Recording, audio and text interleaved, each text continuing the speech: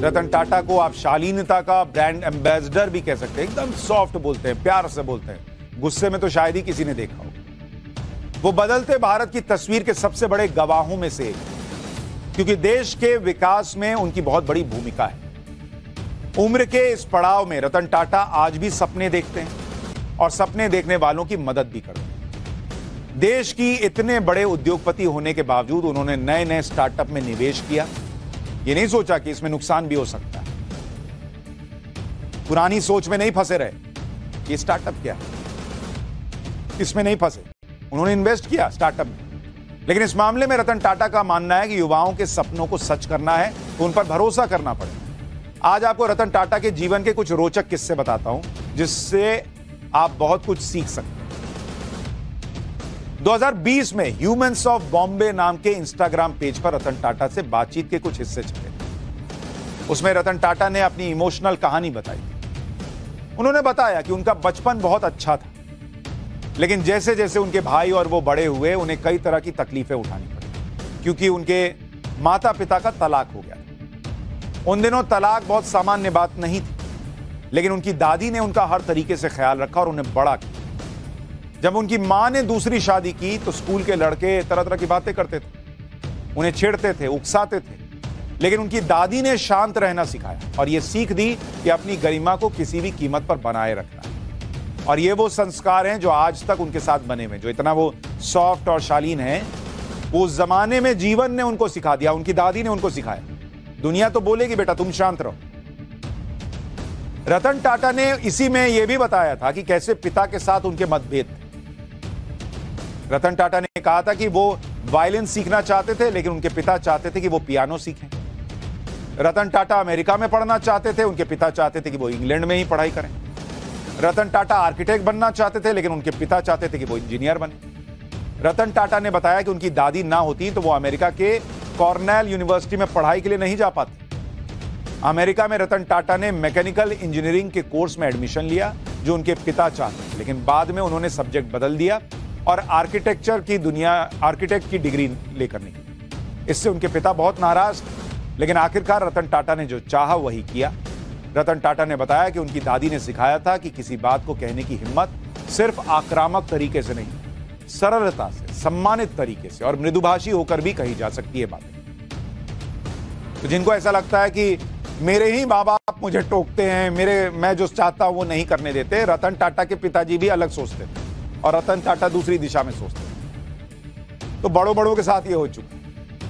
America में college की पढ़ाई करने के बाद रतन टाटा ने वहीं लॉस एंजलिस में नौकरी भी शुरू कर दी और यहीं पर उन्हें प्यार हुआ और करीब करीब शादी तक मामला पहुंच गया।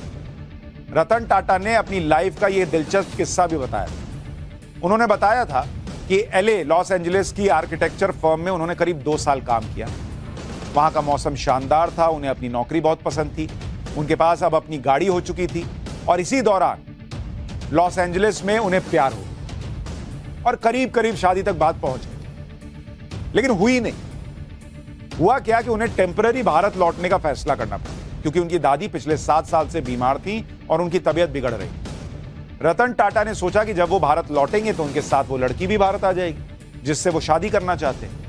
लेकिन उस वक्त 1962 के भारत चीन युद्ध की वजह से लड़की के माता पिता इस बात के लिए तैयार नहीं थे कि वो लड़की भारत आए, और इस वजह से उनकी शादी की बात वहीं पर खत्म हो गई।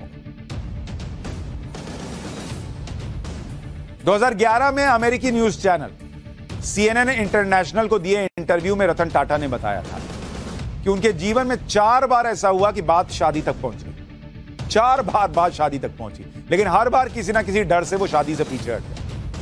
हर मौका अलग किस्म का था, लेकिन जब वो इन मौकों से जुड़े हुए लोगों को अब देखते हैं तो लगता है कि शादी ना करने का फैसला बुरा नहीं था।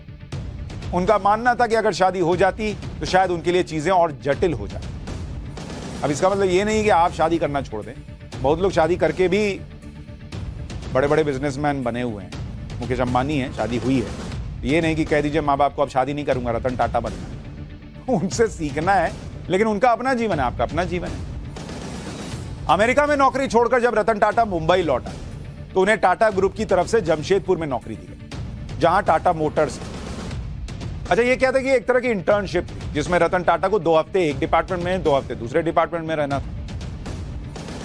लेकिन ये बेकार का काम था, क्योंकि वहां रतन टाटा से कोई कुछ कहता तो था नहीं कि करना क्या है। सबको लगता था कि बॉस का बेटा है, इसको क्या बोले। रतन टाटा ने 6 महीने तो इसी कोशिश में निकाल दिए कि वो वहां खुद को कुछ काम का साबित कर सकें। इसके बाद रतन टाटा को टाटा स्टील में लगा दिया गया, जहां उन्हें जो काम दिया गया था वो रोचक लगा। जमशेदपुर में रतन टाटा 6 साल रहे। इसके बाद 1971 में रतन टाटा को ग्रुप की इलेक्ट्रॉनिक्स कंपनी नेल्को की जिम्मेदारी दी, जिसकी आर्थिक स्थिति अच्छी नहीं थी। लेकिन रतन टाटा ने नेल्को की आर्थिक स्थिति सुधार दी, मतलब उन्होंने चैलेंज के तौर पे लिया और उसको करके दिखाया। उसका मार्केट शेयर बढ़ गया, घाटा भी पूरा हो गया। हालांकि बाद में इमरजेंसी की वजह से आई मंदी और यूनियन की हड़तालों ने नेल्को को भी बंद करवा दिया एक तरीके से। इसके बाद रतन टाटा को ग्रुप की सबसे पुरानी कपड़ा मिल इंप्रेस मिल्स को संभालने के लिए कहा गया, जो बड़े घाटे में चल रही। उनको लगा कि एक बार इसने घाटे से उबार दिया, हो सकता है अगले बार भी कर दे। इंप्रेस मिल्स को पटरी पर लाने के लिए रतन टाटा ने इसके आधुनिकीकरण के लिए निवेश करने का सोचा, लेकिन यह सफल नहीं रहा।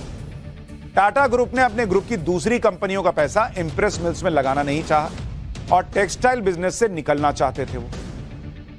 इसलिए 1986 में इंप्रेस मिल्स को आखिरकार बंद कर दिया।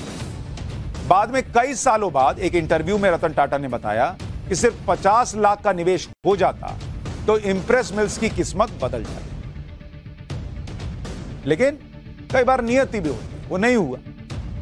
दो कंपनियों के फेल हो जाने के बाद टाटा ग्रुप के सीनियर लोग रतन टाटा से चिढ़े हुए और रतन टाटा पर निशाने तब बढ़ गए जब 1991 में टाटा ग्रुप के चेयरमैन जेआरडी टाटा ने रतन टाटा को अपना उत्तराधिकारी घोषित कर दिया, क्योंकि जेआरडी टाटा को रतन टाटा से बेहतर कोई और नहीं लगा। और तब से अभी तक बीच में कुछ सालों को छोड़कर रतन टाटा ही टाटा ग्रुप को संभालते रहे और उसे ग्लोबल ब्रांड बना दिया। रतन टाटा से जुड़ा आज आपको वो किस्सा सुनाता हूं जिससे हर हिंदुस्तानी का सीना गर्व से चौड़ा हो जाएगा। 90 के दशक में रतन टाटा ने टाटा मोटर्स के तहत छोटी गाड़ियों का निर्माण शुरू कर दिया, लेकिन 1999 आते आते घाटे की वजह से टाटा मोटर्स के पैसेंजर कार बिजनेस को बेचने का फैसला किया। इसके लिए रतन टाटा अमेरिका की मशहूर कार कंपनी फोर्ड मोटर्स के चेयरमैन बिल फोर्ड से मिलने पहुंचे। डील के दौरान बिल फोर्ड ने रतन टाटा का अपमान करते हुए कहा कि अगर मैं ये सौदा करता हूं तो ये तुम्हारे ऊपर बड़ा एहसान होगा। ये बात रतन टाटा को चुभ गई, लेकिन उन्होंने अपना गुस्सा जाहिर नहीं किया और मुस्कुराते हुए डील को कैंसिल करने का मन बना लिया। इसके बाद रतन टाटा ने अपना पूरा ध्यान टाटा की कारों पर लगाया और साल 2008 में उनकी कारों ने बाजार में अपनी पकड़ बना ली। लेकिन दूसरी तरफ अमेरिका में फोर्ड मोटर्स का ग्राफ नीचे आता चला।